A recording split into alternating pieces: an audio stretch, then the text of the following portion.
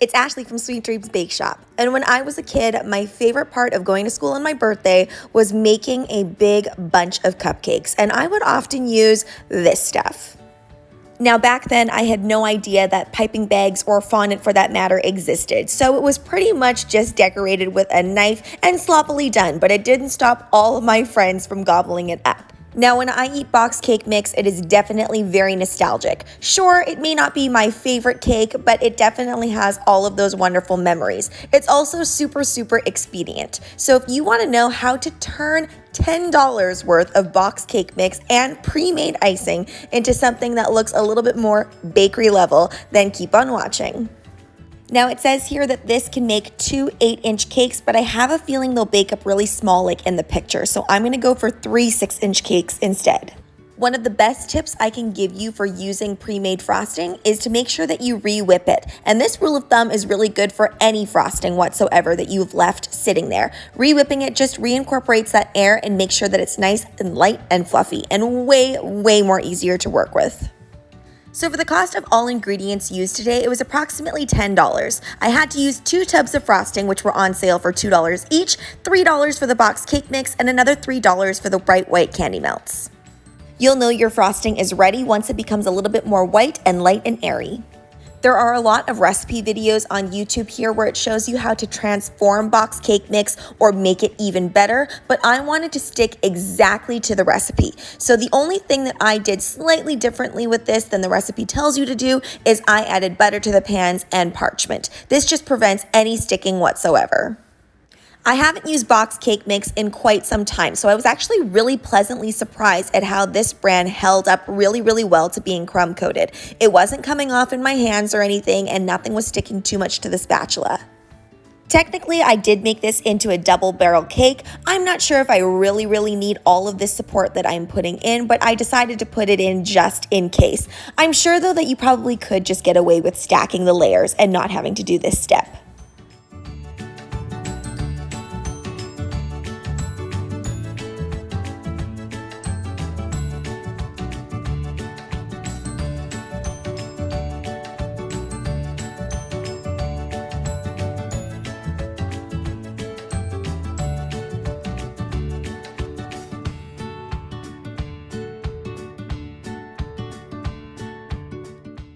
Now this cake isn't as stable and didn't bake up perfectly, so I did have to put it back into the fridge to make sure that everything solidified up for a little bit, and then after about 30 minutes, I'm re-crumb coating this to make it even more perfect in shape. Also, I don't know why my remote is sitting there, but you guys all know I'm watching Friends while decorating this cake.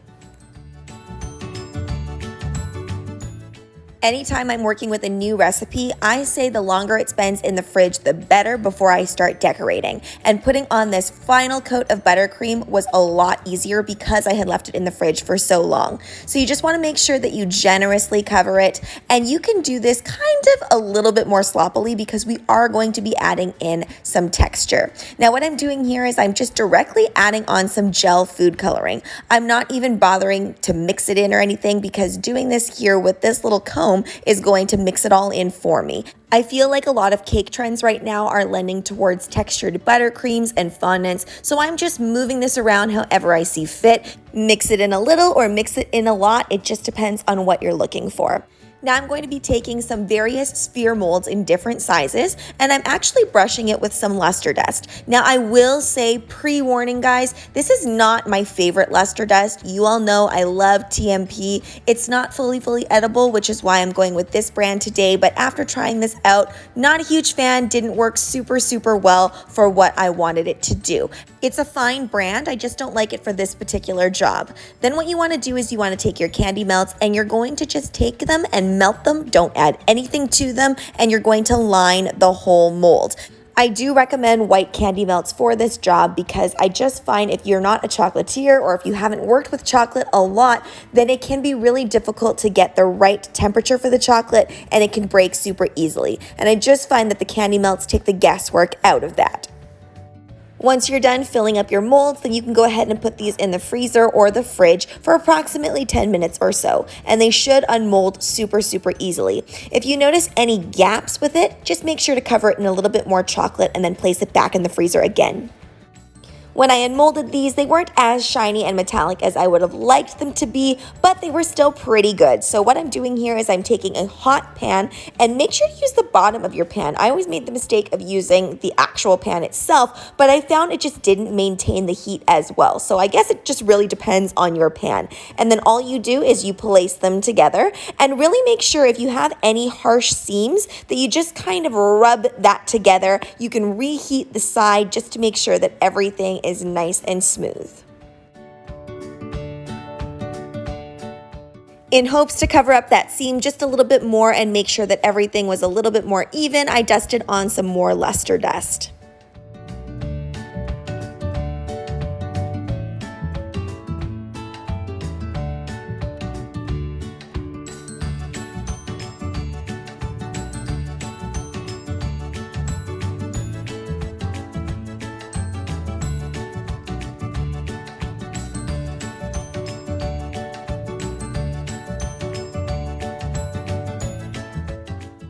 When working with any new type of medium, there's always a learning curve. So I've really learned to heat my chocolate properly so that it can stick really easily without me having to add any extra chocolate. So I'm just using that pan trick and making sure that I'm heating the sides that I need to stick to one another. When I plan out my cakes, I have kind of a rough vision of what I want it to look like, but as I go, I will often add things on. I was getting a lot of ocean vibes from this cake, so I decided to add on these solid rock candies. I'm also adding on some of these white pearly sixlets. Sixlets are delicious. If you've never had them before, it's kind of like eating an M&M except they're sphere shaped. I'm also adding on a little bit of gold leaf here for extra glamour. Most of the things that I'm using today are from Amazon, so I will link those down in the description box below.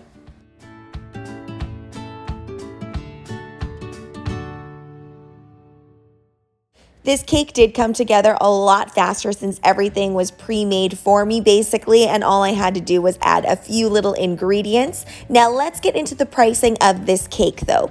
So if I were to charge for this cake and it was actually my own cake recipe, I would be charging $120 Canadian. But since it came from a box cake mix, I'm not so sure. Let me know down in the comments below. How would you be charging for this?